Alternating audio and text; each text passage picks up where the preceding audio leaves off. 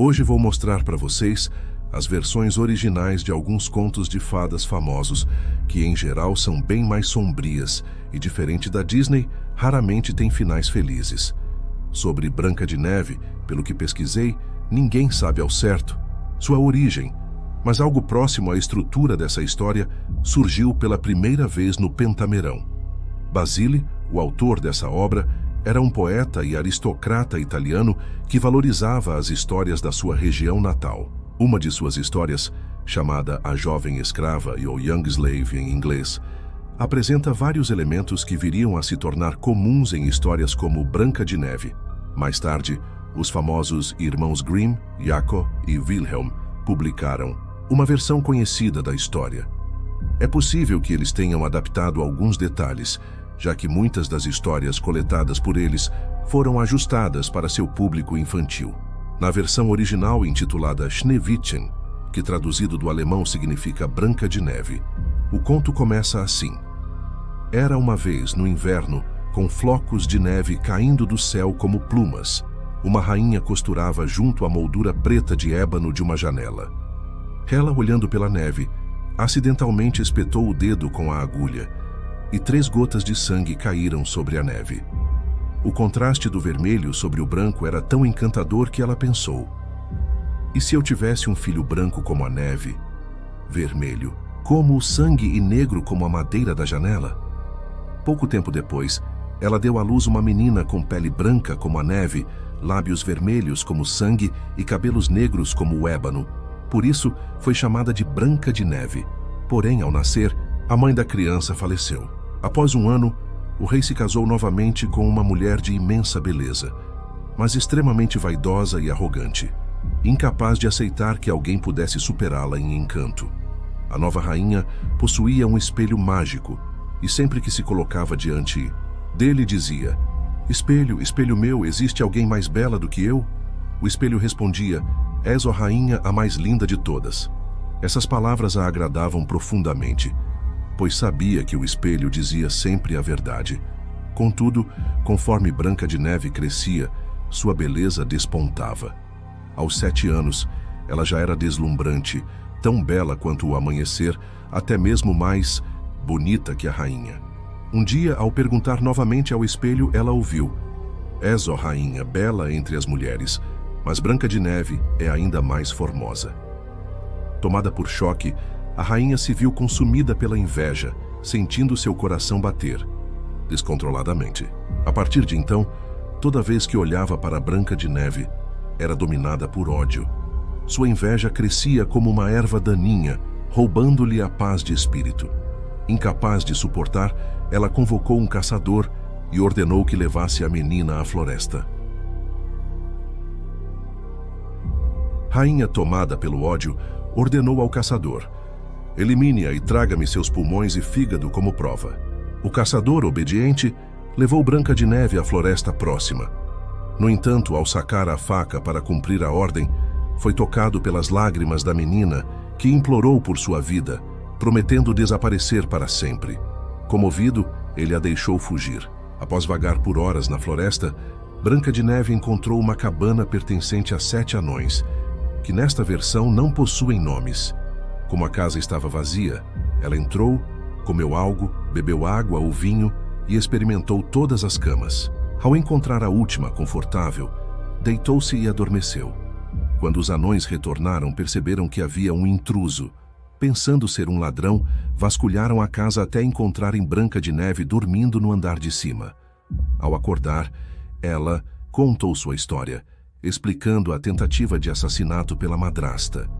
Comovidos, os anões permitiram que ela ficasse, em troca de ajuda com as tarefas domésticas. Eles a alertaram para nunca abrir a porta a estranhos enquanto estivessem fora trabalhando nas montanhas. Branca de Neve crescia cada vez mais bela, enquanto a rainha, convencida de que a havia eliminado, decidiu consultar novamente o espelho mágico. Espelho, espelho meu, quem é agora a mais bela? O espelho revelou que Branca de Neve, escondida na casa dos anões, era a mais bela. Tomada pela fúria, a rainha decidiu matá-la com as próprias mãos.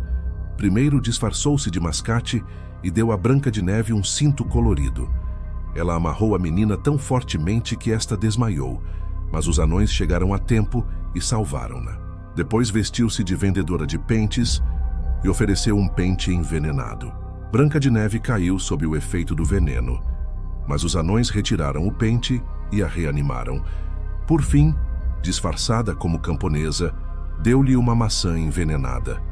Apesar de hesitar, Branca de Neve mordeu a fruta e entrou em um coma profundo. Crendo ter vencido, a rainha se deu por satisfeita. Os anões, incapazes de salvá-la, colocaram-na em um caixão de vidro para velório na floresta. No dia seguinte, um príncipe que passava encontrou Branca de Neve no caixão. Fascinado, pediu permissão aos anões para levá-la ao castelo de seu pai. Durante o transporte, um servo tropeçou, expulsando o pedaço de maçã envenenada da garganta de Branca de Neve, trazendo-a de volta à vida. Em outra versão, de 1812, o príncipe obcecado levava o caixão a todos os lugares, até que um servo furioso retirou Branca de Neve do caixão e, ao golpeá-la nas costas, expulsou o pedaço de maçã. Em ambas as histórias, o príncipe declara seu amor e Branca de Neve, surpresa, aceita casar-se com ele. No casamento, a rainha, ao perguntar novamente ao espelho quem era a mais bela, descobre que a noiva do príncipe é Branca de Neve.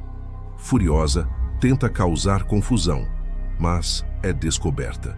Como punição, o príncipe ordena que ela calce sapatos de ferro em brasas e dance até a morte. Com isso, o casamento ocorre em paz. Já A Pequena Sereia, escrita por Hans Christian Andersen, foi publicada em 1837. Nessa história, a mais jovem e bela princesa de um reino subaquático vive com seu pai, o Rei dos Mares, sua avó e suas 5 irmãs mais velhas. Com diferença de 1 ano entre si, quando uma sereia completa 15 anos, ela ganha permissão para nadar até a superfície. À medida que as irmãs mais velhas alcançam essa idade, cada uma visita a superfície em seu respectivo ano e, ao retornar, compartilha suas aventuras com as outras. Isso faz com que a curiosidade da pequena sereia sobre o mundo humano cresça ainda mais. Quando chega sua vez, ela sobe até a superfície e avista um príncipe em um barco. Ao vê-lo, sente-se encantada e se apaixona. De repente, uma tempestade se forma e a pequena sereia salva o príncipe de se afogar, levando-o inconsciente até a costa próxima de um templo. Lá ela espera até que uma jovem do templo o encontre. O príncipe, porém, nunca vê a sereia. A pequena sereia, então, pergunta à avó sobre a diferença entre os humanos e os habitantes de seu reino. A avó explica que, embora os humanos tenham uma vida mais curta, suas almas são eternas e continuam vivendo no céu, mesmo após a morte. As sereias, por outro lado, tornam-se espuma do mar ao morrer, desaparecendo completamente. Movida pelo desejo de ter uma alma eterna e pelo amor que sente pelo príncipe, a pequena sereia procura a bruxa do mar. Em troca de sua voz, a bruxa oferece uma poção que a transformará em humana, permitindo que viva entre os humanos. A bruxa, no entanto, avisa que, ao se tornar humana, ela nunca mais poderá voltar ao oceano. Além disso, ao beber a poção, sentirá como se espadas atravessassem seu corpo. Mas, ao se recuperar, terá pernas capazes de dançar melhor do que qualquer humano. Apesar disso, cada passo será doloroso, como se estivesse pisando em lâminas, afiadas. A bruxa também alerta que a sereia só obterá uma alma eterna se receber o beijo de amor verdadeiro do príncipe. Se o príncipe correspondesse ao amor da pequena sereia e se casasse com ela, ela ganharia uma alma eterna. Contudo, se ele se casasse com outra, na primeira madrugada do casamento, ela morreria de coração partido e se transformaria em espuma do mar. Determinada, a pequena sereia bebe a poção da bruxa e vai ao encontro do príncipe, que fica encantado com sua beleza e graça, mesmo ela sendo muda. Sabendo que ele adorava vê-la dançar, ela o fazia suportando dores insuportáveis a cada movimento. Quando o pai do príncipe pediu que ele se casasse com a filha do rei vizinho, ele confidenciou à pequena sereia que amava a jovem do templo, acreditando ser ela quem o havia salvo. O pior aconteceu. A jovem do templo era, na verdade, a filha do rei vizinho, enviada para ser educada. Ao descobrir isso, o príncipe aceitou o casamento, que foi anunciado logo depois. A pequena sereia, tomada pelo desespero, sabia que seu destino era a morte. Na noite anterior à sua transformação, suas irmãs apareceram com uma faca de prata, dada pela bruxa do mar, em troca de seus longos cabelos. Elas disseram que, se a sereia matasse o príncipe e deixasse seu sangue cair sobre seus pés, ela voltaria a ser uma sereia e escaparia de seu destino. Contudo, ao ver o príncipe dormindo ao lado de sua esposa, a pequena sereia não teve coragem de matá-lo. Antes do amanhecer, ela se jogou no mar e seu corpo se transformou em espuma. Porém, em vez de desaparecer, tornou-se uma filha do ar, um espírito gracioso. Outros espíritos explicaram que, por sua dedicação e coragem em buscar uma vida eterna, ela havia ganhado uma nova chance.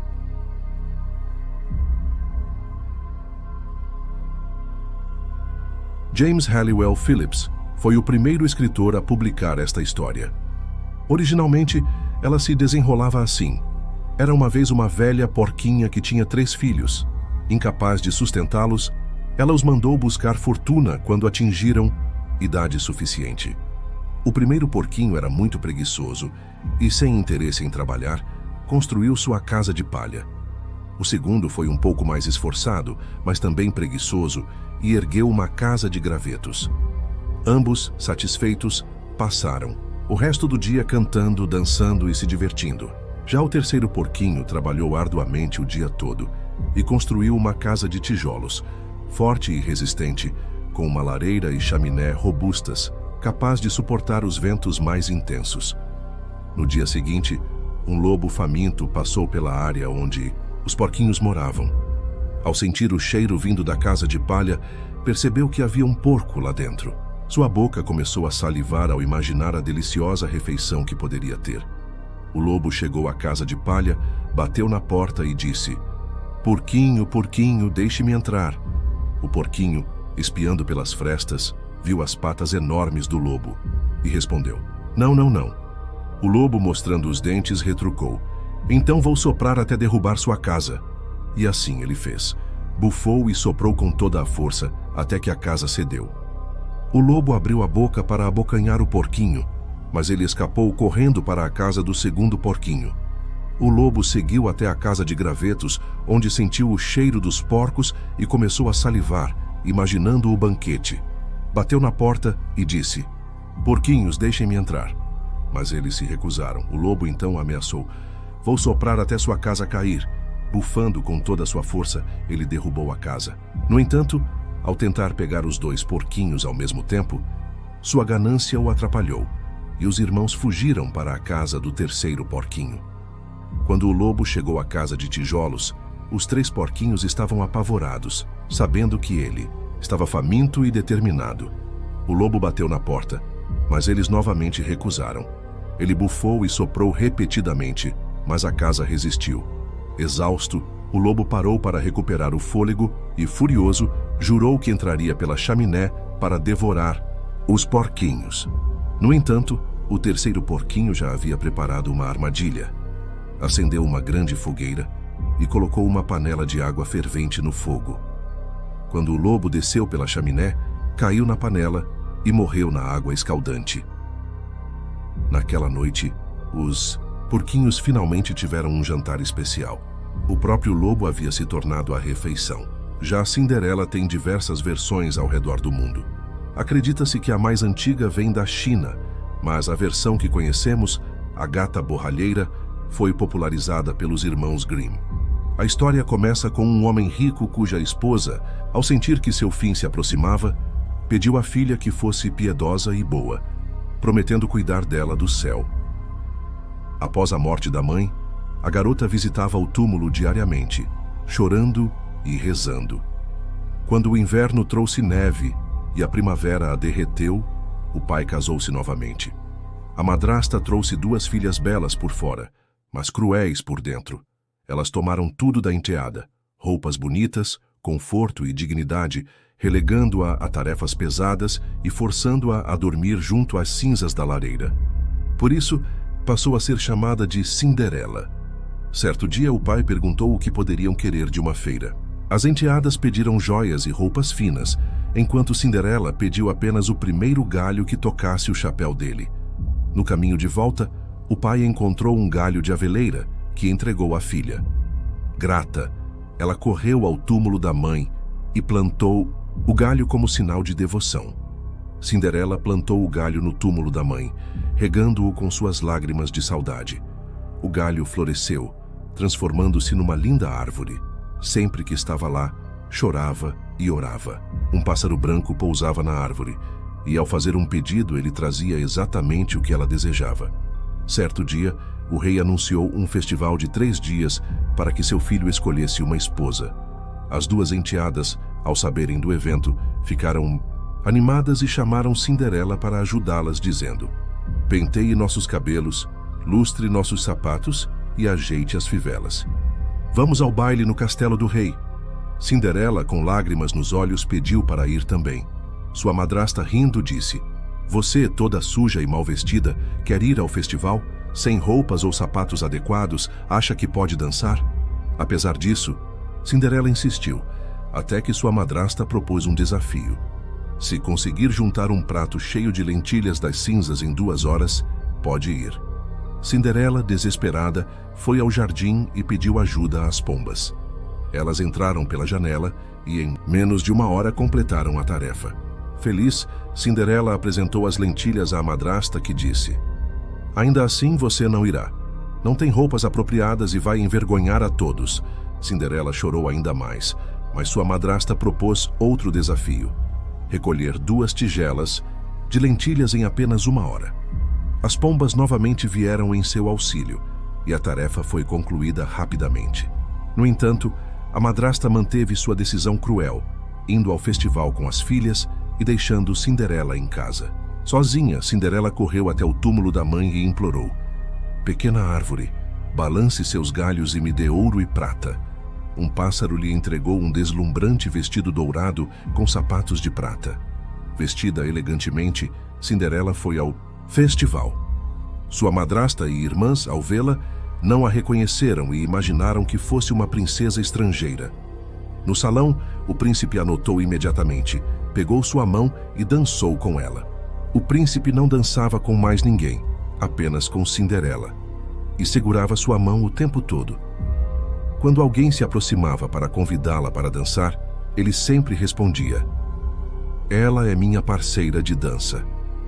Após horas dançando, chegou a hora de partir, e o príncipe insistiu em acompanhá-la para descobrir onde ela morava. Contudo, antes que pudesse fazê-lo, Cinderela desapareceu. O príncipe esperou até que o pai dela retornasse e contou que a moça havia sumido. O pai, desconfiado, pediu ferramentas para quebrar o caminho por onde a jovem havia fugido, mas nada encontraram. Quando voltaram para casa, encontraram Cinderela deitada nas cinzas, vestida com suas roupas sujas ao lado do fogo da lareira.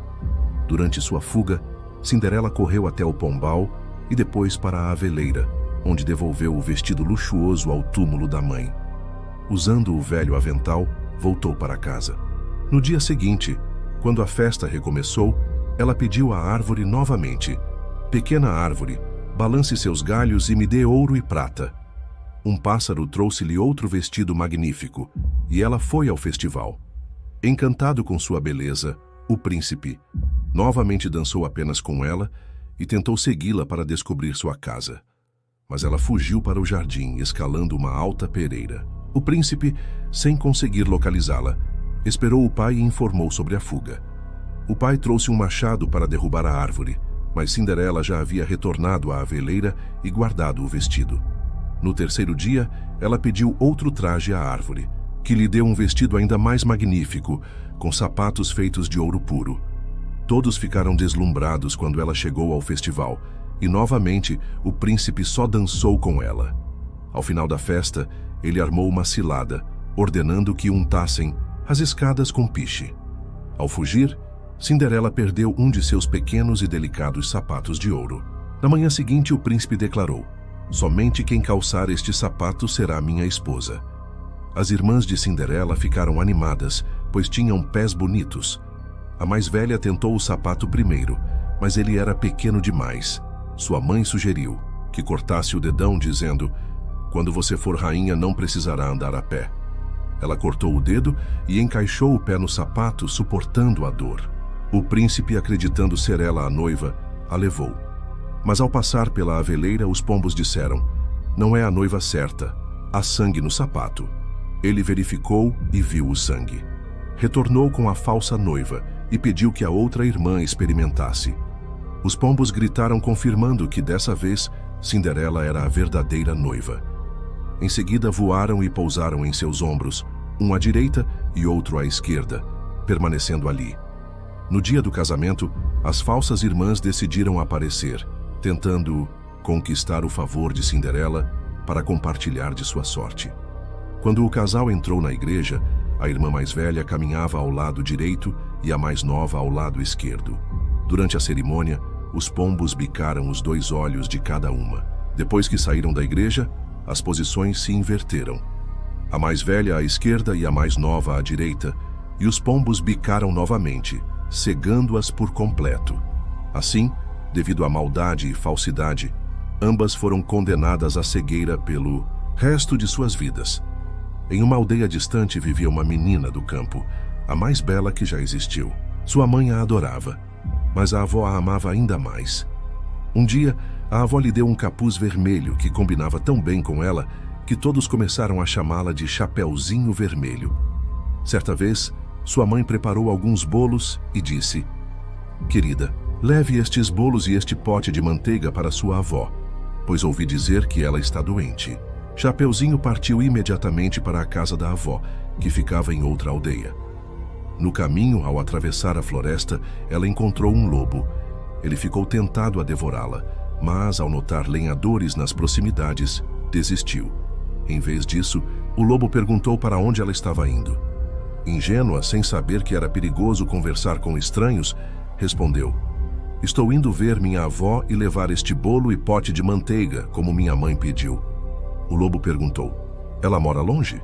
E Chapeuzinho Vermelho respondeu: "Ah, sim. É depois daquele moinho, na primeira casa da aldeia." O lobo replicou: "Eu também irei vê-la. Você segue por um caminho e eu por outro. Vamos ver quem chega." Primeiro, ele correu pelo caminho mais curto enquanto a menina distraída colhia nozes, perseguia borboletas e fazia buquês de flores. Não demorou muito para o lobo alcançar a casa da avó. Ele bateu à porta e a senhora perguntou: "Quem está aí?" Disfarçando a voz, o lobo respondeu: "Sou eu, Chapeuzinho Vermelho, trazendo bolo e manteiga que minha mãe enviou."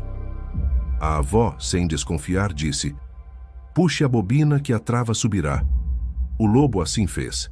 Entrou e devorou a senhora rapidamente, pois estava faminto após 3 dias sem comer. Em seguida, fechou a porta e se deitou na cama para esperar Chapeuzinho Vermelho. Mais tarde, a menina chegou e bateu à porta.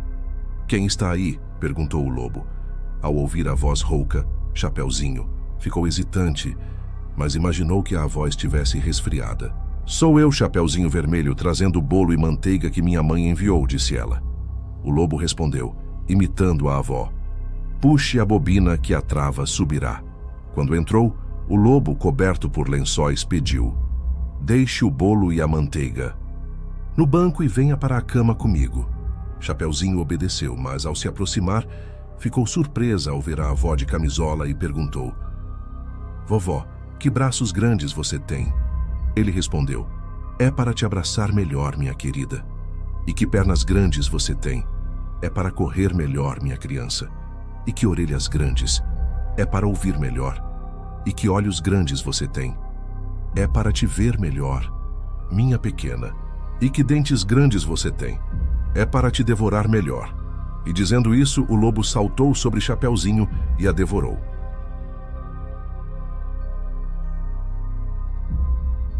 E assim encerramos mais uma jornada cheia de histórias surpreendentes e fascinantes.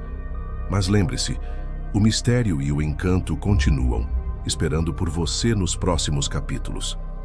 Então, não se esqueça de deixar o like e se inscrever no canal para não perder nenhuma novidade. Apenas os mais curiosos e destemidos permanecem até o final. E se você está lendo isso, parabéns!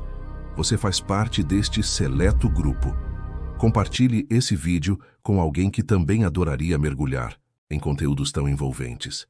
Até a próxima, onde novos segredos e aventuras aguardam por nós.